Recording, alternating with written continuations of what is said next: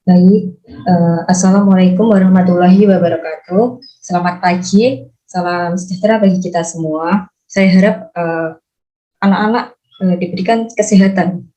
Sebelumnya, perkenalkan dulu, nama saya Hasnaburi Syabila, bisa dipanggil Hasna. Saya selaku guru bahasa Indonesia, tepatnya pengajar kelas 11 SMA. Nah, pada pertemuan kali ini kita akan membahas tentang ceramah. Namun sebelum masuk ke pembahasan, marilah kita berdoa terlebih dahulu menurut kepercayaan masing-masing. Berdoa mulai. Berdoa selesai. Nah, anak-anak silakan presensi terlebih dahulu di link yang sudah dibagikan di grup ya.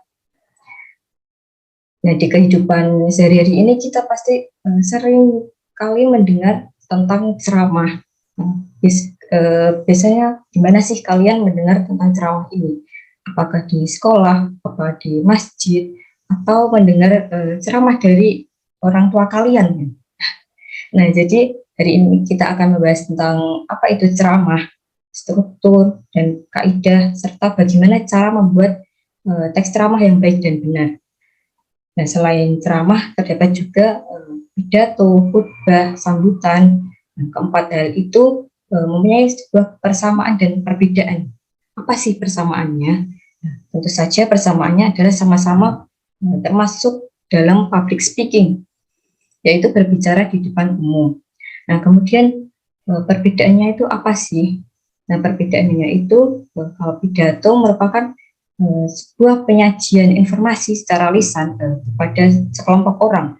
Nah, apabila diibaratkan itu pidato seperti induk gitu. Nah, sedangkan ceramah, khutbah dan sambutan ini ibaratnya seperti anak-anaknya atau jenis-jenisnya, karena pidato masih dalam konteks yang luas. Nah, sedangkan ceramah itu merupakan pembicaraan di depan banyak audiens yang berisi menyampaikan suatu informasi atau pengetahuan yang temanya itu beragam, seperti pendidikan, kesehatan, kebahasaan, dan sebagainya. Lalu khutbah itu apa sih? Nah, khutbah itu merupakan berbicara di depan umum yang temanya itu tentang pengetahuan keagamaan atau ajakan-ajakan untuk memperkuat iman. Lalu sambutan itu biasanya digunakan pada saat acara penyambutan tamu dan sejenisnya. Sambutan juga sering disebut sebagai pidato penerimaan. Misalkan pada acara perpisahan sekolah, nanti ada sambutan dari kepala sekolah, dari wakil kesiswaan, guru, dan sebagainya. Nah, untuk materi untuk materi pembahasan akan saya jelaskan dengan slide dia berikut.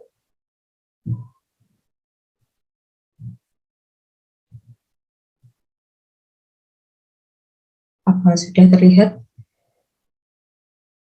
Sudah. Lihat Ibu. Nah, baik, materi kali ini adalah teks ceramah. Apa sih itu teks ceramah?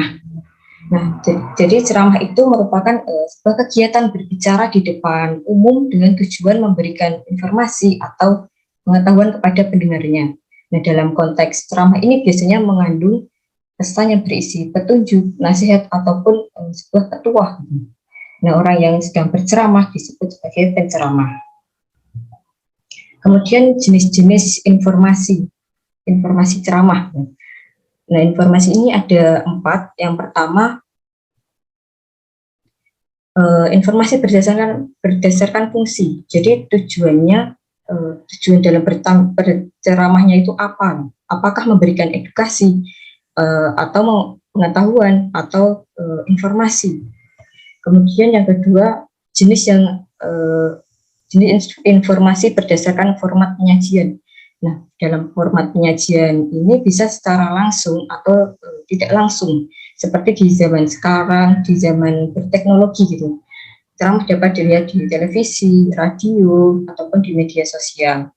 Nah, kemudian yang ketiga, informasi berdasarkan lokasi peristiwa. Jadi ketika ceramah harus mengetahui terlebih dahulu kayak lokasinya, apakah di sekolah atau di kelurahan atau di tingkat yang lebih tinggi seperti kecamatan atau kabupaten. Kemudian yang keempat, informasi berdasarkan bidang kehidupan.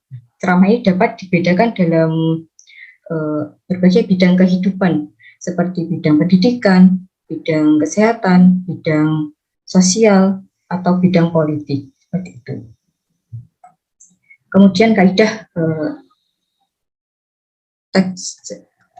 kebahasaan teks ceramah.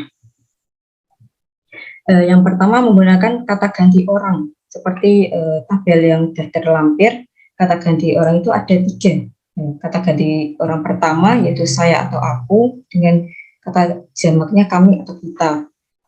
Kemudian kata ganti orang kedua yaitu engkau, kamu, anda, dengan kata jamak kalian. Kemudian kata ganti orang yang ketiga ada ia, dia, beliau, dengan kata jamak mereka. Yang kedua menggunakan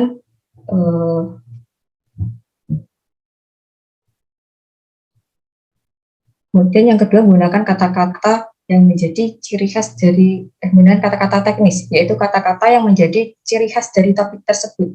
Nah, misalkan kalian berceramah nih tentang dengan topik COVID-19, kalian akan menemukan kata-kata teknis seperti flu, swab, vaksin, atau karantina, dan lain sebagainya. Kemudian yang ketiga, menggunakan kata-kata yang menunjukkan hubungan sebab akibat dan hubungan temporal. Nah, hubungan sebab akibat ini bisa juga disebut sebagai konjungsi kausalitas, dengan contohnya oleh karena itu, jika, oleh sebab itu. Sedangkan kata hubung temporal yaitu kata penghubung yang memberikan sebuah penjelasan hubungan waktu dari 2 peristiwa. Contohnya seperti kemudian, apabila, ketika, hingga, setelah, dan sesudah. Kemudian yang keempat menggunakan kata-kata kerja mental. Kata kerja mental ini jenis kata kerja yang mengungkapkan respon atau sikap seseorang. Nah, contohnya seperti memperhatikan, berpikir, berharap, mengingat, melupakan, menebak, dan lain sebagainya. Nah, yang kelima ini menggunakan kata-kata yang persuasif, yaitu kata-kata ajakan atau membujuk akan sesuatu. Nah, biasanya dalam kata persuasif ini menggunakan komponen lah pada akhir kata. Nah, contohnya, marilah, minumlah, duduklah, berdirilah. Kemudian struktur teks ceramah. Nah, struktur teks ceramah ini terdiri dari 3 bagian. Yang pertama adalah pendahuluan atau tesis, yang kedua adalah isi, kemudian yang ketiga adalah penutup atau penegasan. Nah, dalam pendahuluan atau tesis ini terdiri dari salam, kemudian sapaan, lalu ucapan puji syukur, permasalahan dari ceramah yang akan disampaikan. Berikut saya akan mencontohkan bagian pendahuluan atau tesis. Assalamualaikum warahmatullahi wabarakatuh. Salam sejahtera bagi kita semua. Selamat pagi para hadirin yang dirahmati oleh Allah Subhanahu wa taala. Puji syukur kita panjatkan yang telah memberikan kesehatan dan kesempatan sehingga pada kali ini kita semua dapat berkumpul di tempat yang sederhana ini dalam keadaan yang sehat. Alhamdulillah. Salawat dan salam semoga tetap tercurah kepada junjungan kita Nabi Muhammad SAW. Nah, para hadirin yang dirahmati, sesungguhnya semua manusia itu diciptakan dalam bentuk yang paling sempurna, sehingga kita sesama manusia tidak boleh saling merendahkan. Jangan sampai kita membuli orang lain. Tentu saja itu tindakan yang tidak patut untuk dilakukan. Nah, seperti itu contoh dari pendahuluan atau tesnya. Kemudian yang kedua ada bagian isi, itu tentang inti dari ceramah yang akan disampaikan kepada pendengar atau audiens. Seperti bagaimana kok, misal dalam topik bullying gitu, bagaimana kok bullying ini bisa terjadi gitu, lalu bagaimana cara mencegahnya. Nanti di bagian isi akan dijelaskan gitu. Dan kemudian yang ketiga penutup atau penegasan. Jadi menegaskan kembali apa saja manfaat dari ceramah yang sudah disampaikan. Kemudian disertai ucapan permintaan maaf dan ucapan terima kasih serta salam penutup. Nah, contohnya Demikian yang dapat saya sampaikan. Kurang lebihnya saya mohon maaf dan sebesar-besarnya atas perhatiannya saya ucapkan terima kasih. Wassalamualaikum warahmatullahi wabarakatuh. Nah, kurang lebih seperti itu. Saya yakin setelah ini kalian bisa membuat teks ceramah yang baik dan benar. Kemudian ada teks mengonstruksi teks ceramah. Namun sebelum melanjutkan materi mengonstruksi teks ceramah ini, silakan kalian lihat ceramah berikut. Sebentar ya.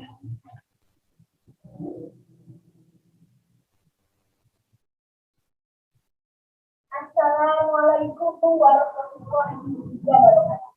Hadirin sekalian yang saya hormati, pertama-tama dan yang paling utama marilah kita panjatkan puji syukur kehadirat Allah SWT karena berkat rahmat serta hidayahnya kita dapat berkumpul di aula tercinta kita tanpa ada suatu halangan apa. Tak lupa selawat serta salam kita junjungkan kepada Nabi Abu Muhammad Sallallahu Alaihi Wasallam yang selalu kita nanti-nantikan syafaatnya. Amin. Allahumma amin. Yang kedua, perkenalkan saya tidak yang berjudul pendidikan di tengah pandemi. Hadirin yang berbahagia, saat ini kita sudah tidak asing dengan satu wabah yang telah menelan banyak korban dan menyebabkan kegelisahan di seluruh dunia, yaitu COVID-19. Itu merupakan kepanjangan dari coronavirus ini muncul pada tahun 2019, tepatnya dari kota Wuhan, China. Virus ini berkembang dengan sangat cepat.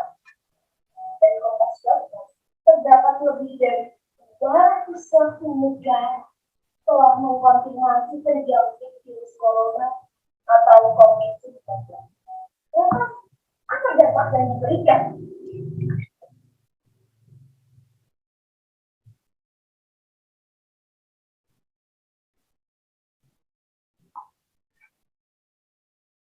Apakah terlihat videonya?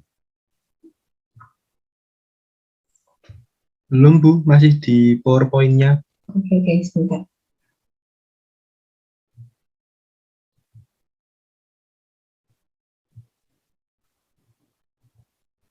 Apa terlihat? Sudah. Assalamualaikum warahmatullahi wabarakatuh. Hadirin sekalian yang saya hormati, pertama-tama dan yang paling utama marilah kita panjatkan puji syukur kehadirat Allah SWT karena berkat rahmat serta hidayahnya kita dapat berkumpul di aula tercinta tanpa ada suatu halangan apa. Tak lupa selawat serta salam kita junjungkan kepada Nabi Abu Muhammad Sallallahu Alaihi Wasallam yang selalu kita nanti-nantikan syafaatnya di yaumul akhir. Amin. Allahumma amin. Yang kedua, perkenalkan saya di tidak yang berjudul pendidikan di tengah pandemi.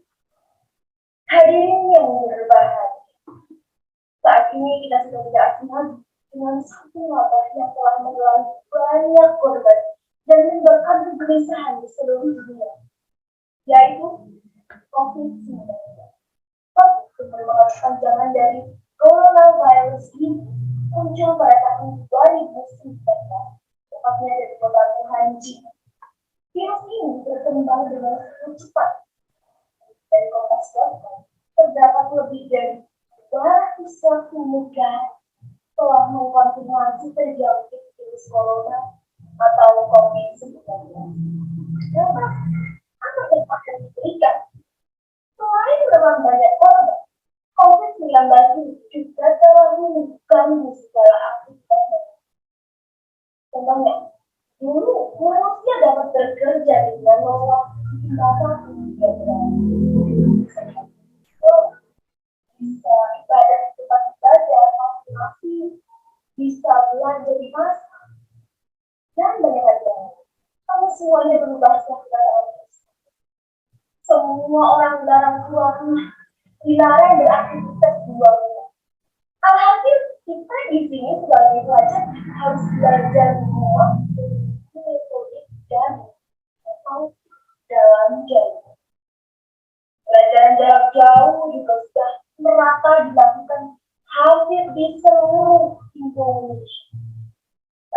siswa yang mengeluhkan tentang sistem ini karena yang kesulitan selain sering terkendalanya jaringan, juga tidak semua peserta didik mempunyai alat yang memadai untuk melaksanakan sistem ini. Perlu diketahui, pembelajaran jarak jauh juga membutuhkan ekstra kuota internet. Belum lagi gawai yang sering digunakan mendadak error. Kenapa? Karena menyimpan banyak materi pembelajaran di dalam. Tugas yang sangat banyak yang menumpuk. Seharusnya sistem yang digunakan itu sistem yang tak hanya menuntut tentang materi, namun juga tentang kompetensi. Siswa banyak yang hanya disuguhi oleh tugas-tugas. Guru seharusnya berinovasi untuk membuat siswa menjadi lebih paham yang sudah pelajari pada saat itu. Misalnya dengan memberikan penjelasan baik melalui aplikasi WhatsApp maupun media sosial yang lainnya seperti YouTube, seperti itu. Dengan begitu, siswa dapat memutar ulang video yang diberikan. Siswa akan memutar ulang video hingga paham. Namun, anehnya, banyak juga siswa yang menghiraukan pemberian materi berupa video. Ada beberapa cara untuk memaksakan siswa supaya tetap menonton video dan oleh itu dengan apa? Yaitu dengan diadakannya pertemuan secara online. Melalui misalnya melalui Google, melalui Zoom, melalui Microsoft Teams, dan sejenisnya. Dengan keterpaksaan harus mengikuti ini, mau tidak mau mereka akan setidaknya mendengarkan apa yang guru sebutkan. Oleh karena itu, bahwa kita bekerja sama menyukseskan Indonesia, menyukseskan pembelajaran dari guru berikan pengertian dengan tidak memberikan tugas yang sangat banyak, dan peserta didik harus tetap semangat dalam mengerjakan tugas yang diberikan oleh para guru. Saya yakin di balik semua musibah yang telah menimpa kita pasti akan ada hikmah yang dapat kita. Dan dari saya, kurang lebihnya saya mohon maaf yang sebesar-besarnya.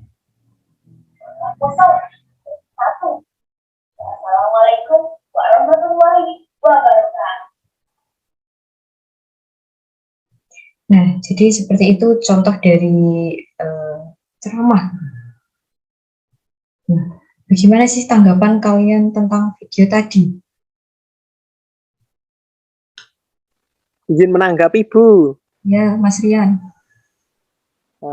Sangat percaya diri, Bu, kalau menurut saya. Mungkin kalau dari teman yang lain ada pendapat lain, silahkan. Nah, mungkin Pak, dari teman-teman yang lain?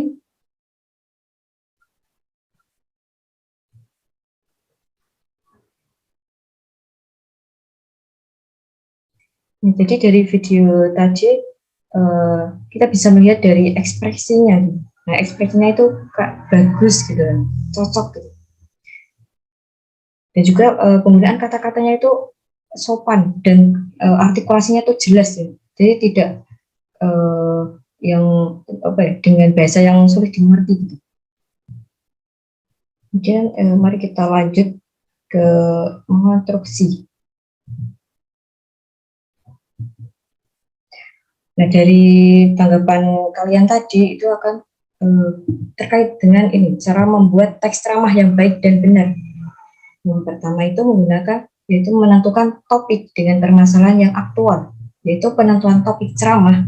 Sebaiknya itu mempertimbangkan berbagai hal seperti latar belakang identitas dan pengetahuan audiens. Nah, selain itu topik yang akan dibawakan juga seharusnya itu menarik minat dan pembahasannya yang jelas dan spesifik serta sesuai dengan suasana, waktu, dan situasi. Dan kemudian yang kedua menentukan tujuan. Tujuan umumnya ini ada 3, Yang pertama, tujuan persuasif, yaitu untuk mendorong, meyakinkan, mempengaruhi pendengar gitu agar meyakini atau menyetujui untuk melakukan sesuatu hal atau kegiatan. Yang kedua, tujuan instruktif atau informatif, yaitu untuk memberitahukan atau menyampaikan informasi kepada audiens sehingga audiennya ini mengerti dan memahami sesuatu. Kemudian tujuan yang ketiga itu untuk rekreatif. Nah, jadi diharapkan dalam ceramah itu dapat menimbulkan rasa senang atau terhibur bagi audiens. Jadi sebisa mungkin kalian tuh bisa berceramah dengan menarik dan menghibur.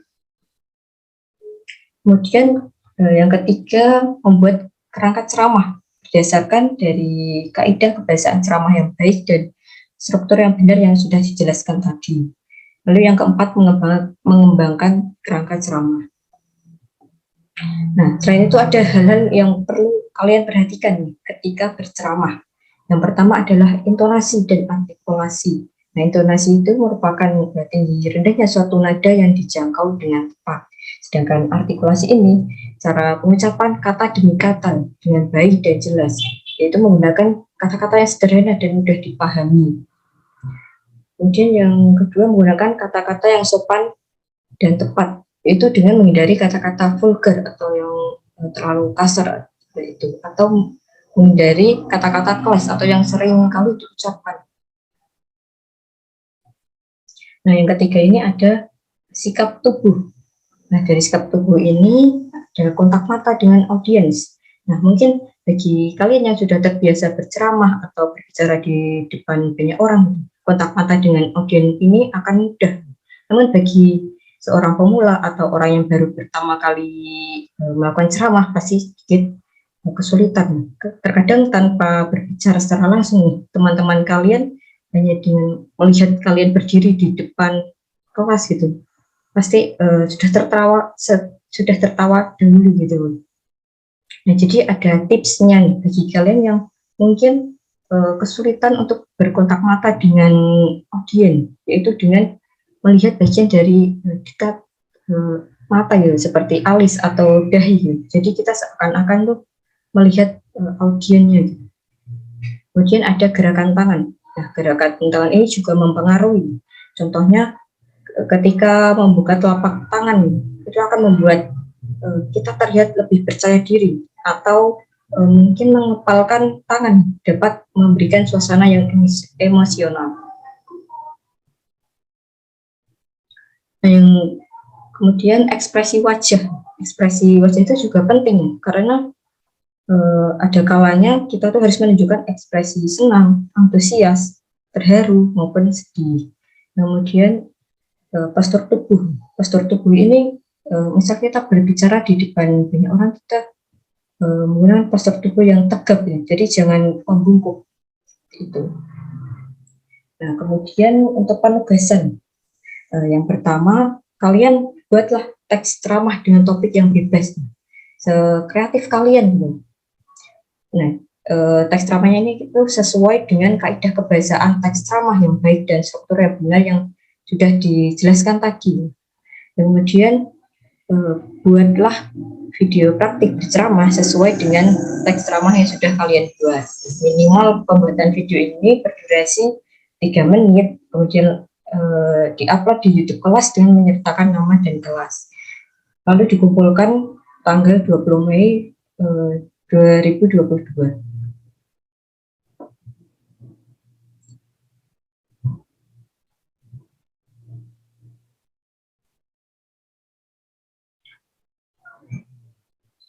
Nah, apakah ada yang ditanyakan? Jika tidak, Tidak ada. Jika tidak ada yang ditanyakan, saya akan menyimpulkan pembahasan kali ini, yaitu tentang ceramah. Nah, ceramah ini merupakan sebuah kegiatan pidato di depan umum dengan tujuan untuk memberikan informasi atau pengetahuan kepada pendengarnya. Dalam teks ceramah ini biasanya mengandung pesan yang berisi petunjuk atau nasihat. Nah, pada teks ceramah ini juga ada beberapa hal yang harus yang harus kalian perhatikan dalam menyusunnya, seperti isi, kaidah kebahasaan, dan struktur teks ceramah yang sesuai. Nah, selain itu juga kalian harus memperhatikan intonasi, artikulasi, pemilihan kata yang sopan dan tepat, dan juga sikap tubuh yang benar, seperti itu. Nah, untuk pertemuan kali ini sepertinya saya cukupkan.